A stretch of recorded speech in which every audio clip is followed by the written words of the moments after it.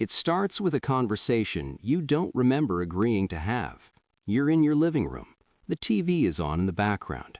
Later that night, ads start appearing on your phone, eerily specific.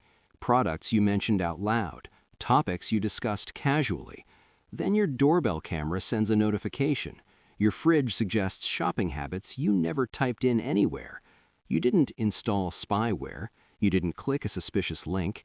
And yet, your home feels like it's listening. That scenario isn't paranoia, it's the reality of how smart devices are quietly collecting data inside millions of homes across the United States and the United Kingdom, often without people fully understanding the extent of what's being tracked. Today, we're exposing how this works, how companies collect and monetize your data, and what you can do to protect yourself. Smart devices are part of what's called the Internet of Things. Smart TVs, refrigerators, doorbells, speakers, thermostats, and even light bulbs are designed to stay connected, constantly sending and receiving data. They promise convenience, personalization, automation. But behind that convenience is constant data collection. Voice commands, viewing habits, movement patterns, location data, device usage. In many cases, these devices don't just respond when you interact with them. They monitor behavior continuously to build detailed profiles about your household. That's why people feel watched, because in many ways, they are.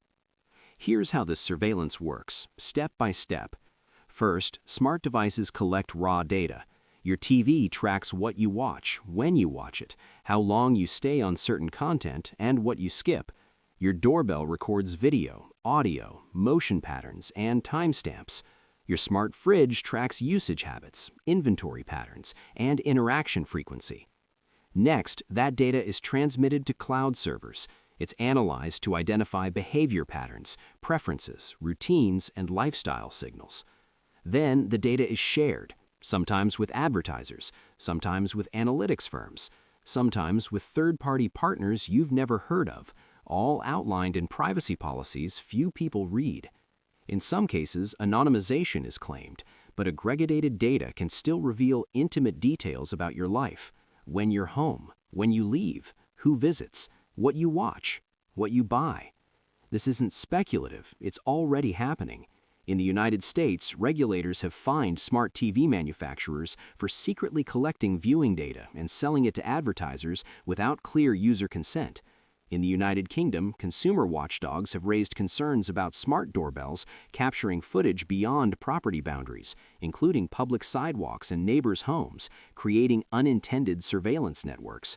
Investigations have also shown smart speakers and TVs recording audio snippets accidentally triggered by background noise, then storing or reviewing those recordings for quality improvement.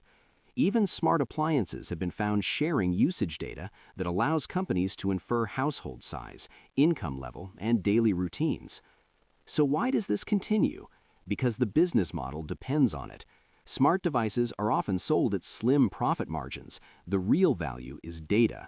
Behavioral data fuels targeted advertising, product development, partnerships, and predictive analytics. And because the data collection is passive, most people never notice or never opt out. There's also a psychological factor. People trust devices inside their homes more than devices outside. Familiarity lowers suspicion.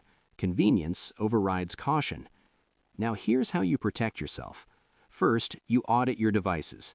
Go through each smart device and review its privacy and data sharing settings. Many tracking features can be limited or disabled. Second, you turn off features you don't use. Voice recognition, ad personalization, and activity tracking are often enabled by default. Convenience isn't always worth constant monitoring. Third, you isolate smart devices on a separate network.